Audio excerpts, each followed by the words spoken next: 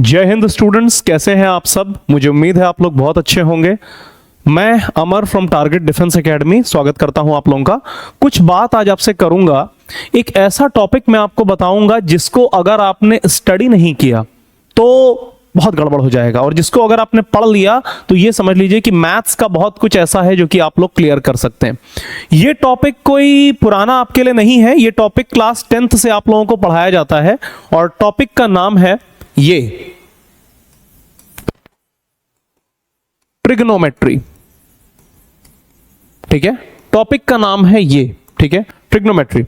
तो बेटा ट्रिग्नोमेट्री में मैं आपको क्या बताना चाहता हूं, देखिए अब चाहे आप कोई भी सेगमेंट उठा लीजिए, कोई भी आप सेगमेंट उठा लीजिए। लेट अस से फॉर एग्जांपल अगर आप प्रोग्रेशन उठा ले,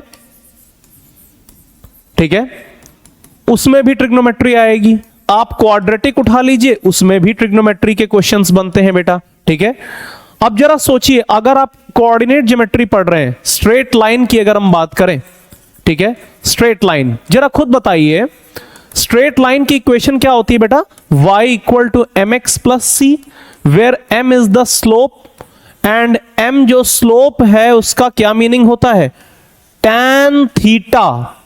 ठीक है, m क्या होता है बेटा, tan थीटा, जो कि स्लोप होता है। अच्छा, उसके बाद में अगर हम अगली चीज की बात करें बेटा, जरा थोड़ा सोच करके देखिए, x cos alpha plus y sin alpha equal to t।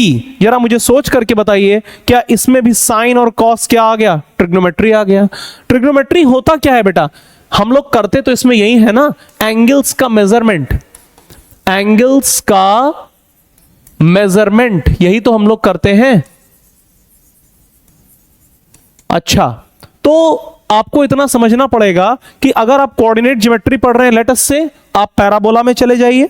ठीक है, पैराबोला, अब जरा सोच करके देखिएगा बेटा, अगर ये एक पैराबोला बना हुआ है हमारे सामने और ये एक पॉइंट है, इस पर हमने टेंजेंट बनाई है, मान लीजिए हमसे इतना बोल दिया जाए कि एक दूसरी टेंजेंट जो कि इस वाले पॉइंट से थोड़ी दूरी पर है और वो 90 डिग्री पर है। ठीक है, अभी भी क्या है, मेरे ख्याल से आपको समझ में आ गया होगा कि अभी भी क्या हो रहा है बेटा, हमारे पास में ट्रिग्नोमेट्री का यूज आ रहा है।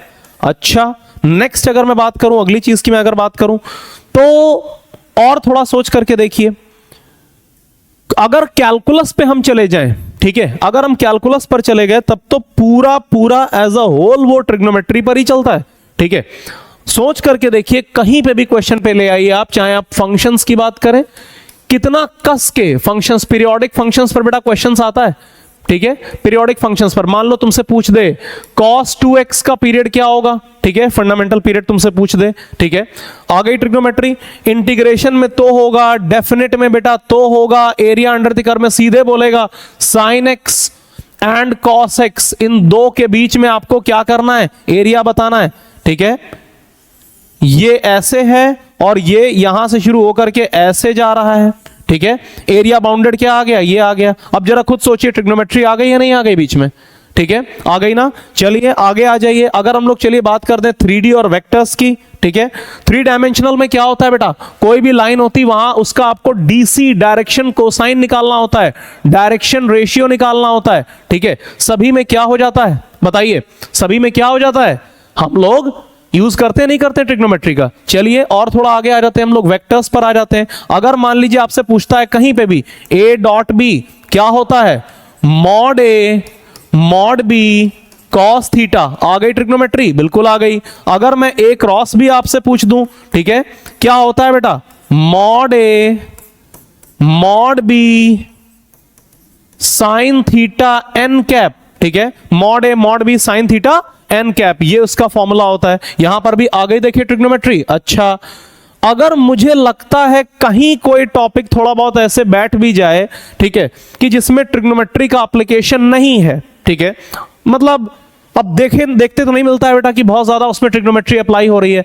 तो या तो वो पीएनसी हो सकता है, परम्यूटेशन एंड कॉम्बिनेशन। अब करने को इसमें भी कर सकते हैं, ऐसी कोई बात नहीं है। प्रोबेबिलिटी में हम लोग नहीं करते हैं, हम लोग को जनरली देखने को नहीं मिलता है। उसके बाद में बेटा हम लोग स्टैटिस्टिक्स में ट्रिग्नोमेट्री का एप्लीकेशन नहीं करते हैं, ऐसा हमें देखने को मिलता है हाँ जनरली कि भाई नहीं है, मतलब एक बहुत बड़ी समस्या इसमें नहीं आती। ठीक है, तो आई होप इतना आपको समझ में आता होगा बेटा कि ट्रिग्नोमेट्री एक ऐसा टॉपिक है जिसको पढ़े बिना आप लोग आगे नहीं बढ़ सकते हो, ठीक है। लॉग और ट्रिग्नोमेट्री का कंबाइंड क्वेश्चन कई बार दे देता है। डिटर्मिनेंट्स में भी क्या होता है, हमने देखा है कि कभी कभी ट्रिग्नोमेट्री का सवाल फंस करके उसमें अंदर वो लोग एलिमेंट्स दे देते हैं जो वो कई बार ट्रिग्नोमेट्री से रिलेटेड होते हैं, ठीक है, ट्रिग्नोमेट्रिक फंक्शंस होते हैं। तो समझना आपको सिर्फ इतना पड़ेगा बेटा कि अगर हम बात करें ट्रिग्नोमेट्री की तो ये पूरी मैथ्स में लग रहा है जाकर के, ठीक है। तो मुझे ऐसा लगता है कि इस टॉपिक को आपको बहुत ढंग से करना चाहिए, ठीक है। और आगे आने वाले समय में मैं एक दो ऐसे ही और टॉपिक्स आपके लिए लेकर के आऊंगा जिनके बिना आप आगे नहीं बढ़ सकते हैं। एक दो और ऐसे टॉपिक्स होते हैं, तो अगर आप उनके बारे में जानना चाहते हैं तो थोड़ा सा हमारे वीडियोस को देखते रहिए। और मैं उम्मीद करता हूं कि आप सब लोग अपनी पढ़ाई ढंग से कर रहे होंगे, ठीक है बेटा। आज के लिए इतना ही, जय हिंद।